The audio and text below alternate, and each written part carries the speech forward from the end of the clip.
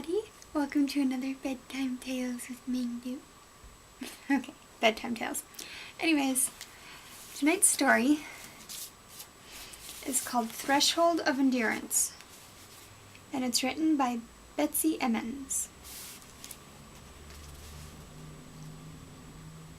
This morning, she struggled awake slowly, with the feeling that her dreams had been unpleasant, though she could not remember what they were.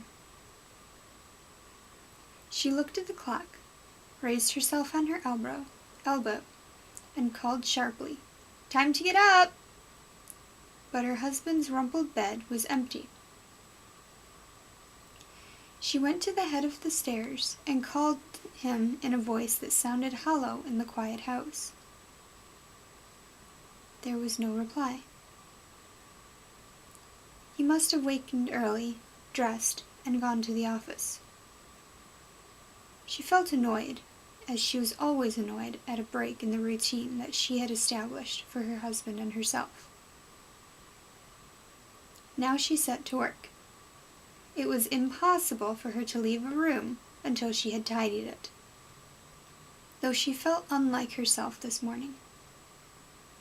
Her movements seemed to have the strange lightness of fever, and she could not shake off the oppression of the forgotten dream. First she made her husband's bed, for the sight of an unmade bed was not endurable, and there was something particularly unpleasant about an unmade bed where her husband had been sleeping.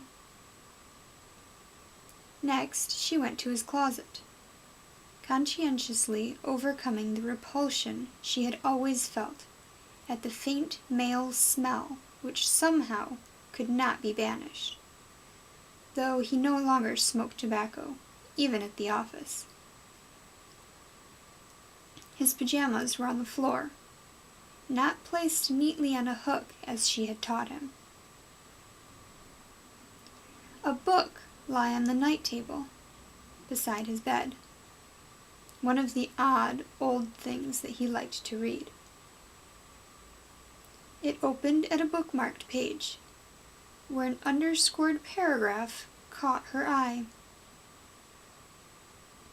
There is a threshold of endurance with the soul as well as with the body, and one who has long endured may of a sudden break the bounds of reason, hurling himself against the oppressor with a vigor for the greater for his long control. She removed the bookmark. Her husband, she decided, ought to stop reading at night. She took the book with her when she went downstairs, wondering, as she descended, why the house seemed queer this morning. She was not an imaginative or nervous woman. Surely she must be sick. Downstairs, the living room was cool and orderly, with the window shades drawn as she had left them the evening before. She raised each shade and went into the kitchen. On the sink stood an empty glass filled with milk, and a plate with sandwich crumbs.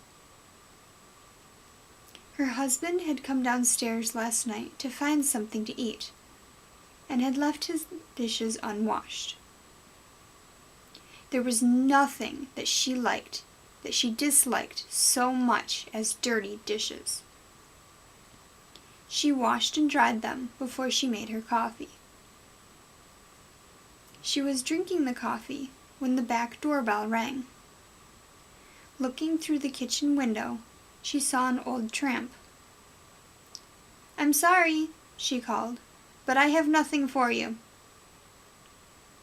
He stood as if he had not heard, and she impatiently turned away. She washed her breakfast dishes, brought the morning newspaper in from the front porch, and was dusting the living room when she heard a noise in the kitchen. The kitchen window was open, and the old tramp was rummaging in the icebox.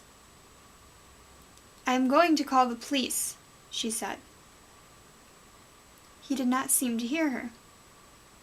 As if unaware of her presence, he closed the icebox, tucked the stolen food under his arm, unlatched the back door, and walked out.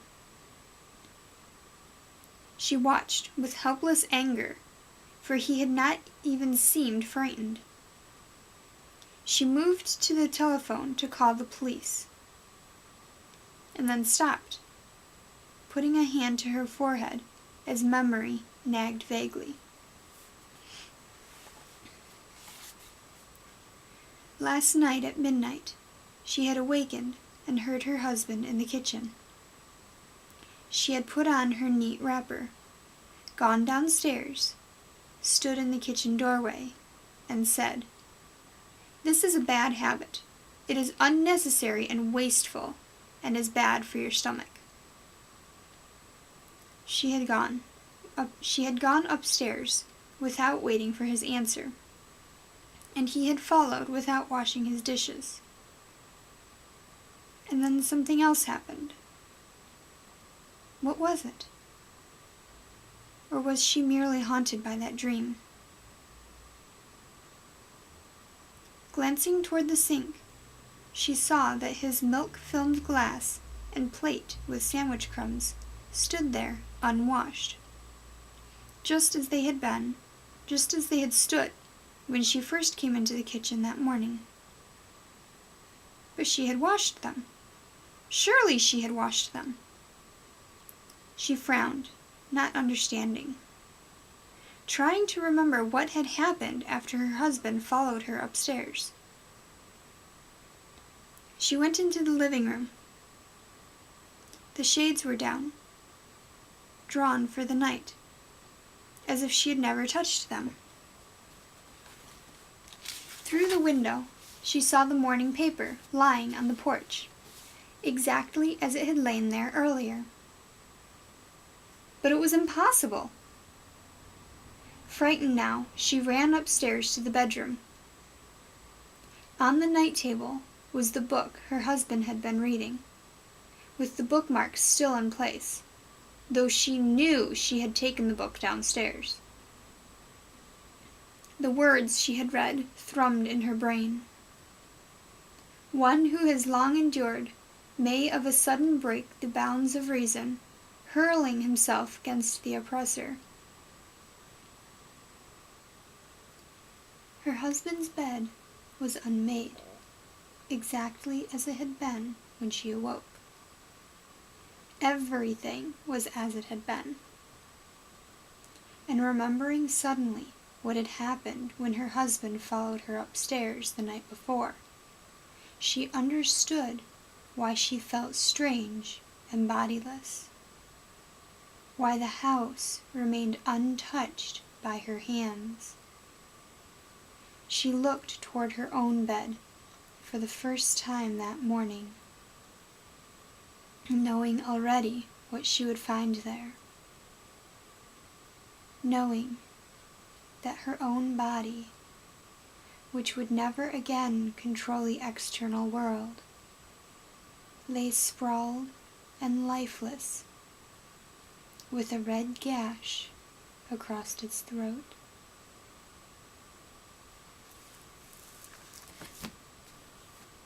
Have pleasant nightmares, everyone.